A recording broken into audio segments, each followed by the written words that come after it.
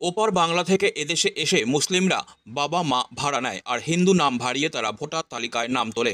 সোমবার বেলায় হালিশহরে এক অনুষ্ঠানে এসে এমনই বিস্ফোরক অভিযোগ করলেন ব্যারাকপুরের প্রাক্তন সাংসদ অর্জুন সিং। তার দাবি এর পেছনে একটা চক্র আছে, সেটা তৃণমূল স্পন্সর চক্র। এদিন তিনি আরও দাবি করেন বর্তমান রাজ্য নির্বাচন কমিশন যতদিন পদে থাকবে ততদিন ভুয়ো ভোটার থাকবে।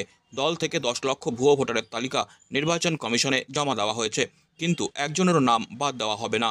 তার কথায় দুর্ভাগ্যের বিষয় কেন্দ্রীয় নির্বাচন কমিশনের নিজস্ব পরিকাঠামো নেই, কমিশনকে নির্ভর করতে হয় রাজ্য সরকারের ওপর। তার কটাক্ষ, মমতা সরকার টিকে আছে 10% ফলস ভোটের ওপর। ফলস ভোট না আটকাতে পারলে কোনোদিনও বিজেপি ক্ষমতায় আসতে পারবে না। দেখুন, পশ্চিমবাংলায় বর্ডার এলাকায় প্রায় 9টা জেলা, প্রত্যেকটা মুসলিম লোকের, যারা মুসলিম আছে, মুসলমান আছে, তাদের খুব কম হলে 3 জায়গা নাম আছে, আর একটা বাংলাদেশের নাম আছে, মানে 4 জায়গা।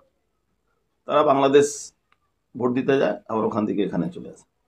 আবার তারা এখন মা বাবা ভাড়া নেয়, বাংলাদেশ থেকে আসে, এখানে মা বাবা ভাড়া নিয়ে হিন্দুদেরকে ভাড়া নিচ্ছে, নিজের নাম হিন্দু করে আবার ভোটার লিস্টে আধার কার্ডে নাম তুলে নিচ্ছে। এর একটা র্যাকেট আছে, সেই র্যাকেটগুলো বসে বসে সবটাই তৃণমূল স্পন্সর র্যাকেট, ওই র্যাকেটেই সব কাজ করে। আমি 10ই ডিসেম্বর এই টুইটটা করেছিলাম কি ইমিডিয়েট এটাকে ইনকোয়ারি করা দরকার। কেন এখানে যে ইলেকশন কমিশন বসে আছেন, উনি নিজে এটা প্রশ্রয় দেন। ওয়েস্ট বেঙ্গলে যিনি বসে আছেন ইলেকশন কমিশনে, যিনি কি আখতার নাম আছে, আফতাব কি নাম আছে, মুসলিম লোক আছেন, তিনি নিজে এটাকে প্রশ্রয় দেন।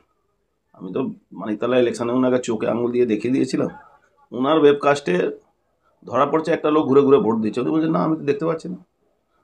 উনি 100% বুথ নাকি সিকিউর করে রেখেছে। তো উনি যতদিন থাকবেন এখানে, এই ভুয়া ভোটার থাকবে। আমাদের দল থেকেও 18 লক্ষ ভুয়া ভোটারের নাম একটা তালিকা দেওয়া হয়েছে। আমি দায়িত্ব নিয়ে বলছি কোনোটাই কাটা হবে না। এখানে প্রত্যেক বছরে মৃত লোক ভোট দিয়ে যায়। প্রত্যেক মুসলিম লোকের 3 জায়গা নাম থাকে, এখানে যেখানে যেখানে জন্ম হয়ে সেখানে, যেখানে বিয়ে হয়ে সেই বাড়িতে, আর যেখানে কাজ করে সেই জায়গা, 3টে জায়গা ওদের ভোটার লিস্টের নাম আছে। ইলেকশন কমিশন যদি এর উপরে নজর না দেয়, কেন স্টেট গভর্নমেন্ট এর উপরে নজর দেবে? আমাদের দেশের দুর্ভাগ্য কি আছে? আমাদের দেশের দুর্ভাগ্য ইলেকশন কমিশন নিজের কোনো ইনফ্রাস্ট্রাকচার নেই, ওকে ডিপেন্ড করতে হয় রাজ্য সরকারে। 2019, 2014 আমরা দেখেছিলাম, 2016 আমরা দেখেছিলাম কি প্রত্যেকটা বুথে একজন central government employee micro observer হিসাবে কাজ করতো, সেটা উঠে গেছে। ইলেকশনের সময় পলিটিক্যাল পার্টির এজেন্টরা ভিতরে বসে থাকে। ভারতবর্ষে কোনো স্টেটে এই কাজ হয় না।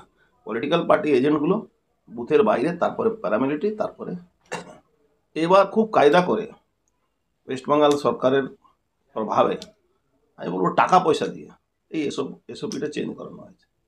এবার কোনো আপনার paramilitary voter I card check করছে না, কোথাও কোনো অবজেকশন দিচ্ছে না, বলছে নাকি ভিতর থেকে প্রেজাইডিং অফিসার যখন বলবে তাহলে আমরা এটাকে বলবো। অথচ দেখা যাচ্ছে যে ডি গ্রুপের কর্মচারী, কন্টেক্সচুয়াল কর্মচারী, সিভিক ভলেন্টিয়ার, তারা presiding officer first polling second পুলিংয়ে ডিউটি পাচ্ছে।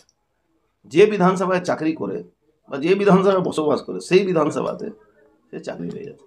যে বিধানসভাতে থাকে, যে পৌরসভাতে ডি গ্রুপে কাজ করছে, যে পৌরসভাতে কন্টেক্সচুয়াল জব করছে, বা এমনি তো স্কুলে চাকরি আর হচ্ছে না, ওখানে সব প্যারা টিচার বা ওই কন্টেক্সচুয়াল টিচাররা, তাদেরকে বিএলও বানিয়ে দিচ্ছে।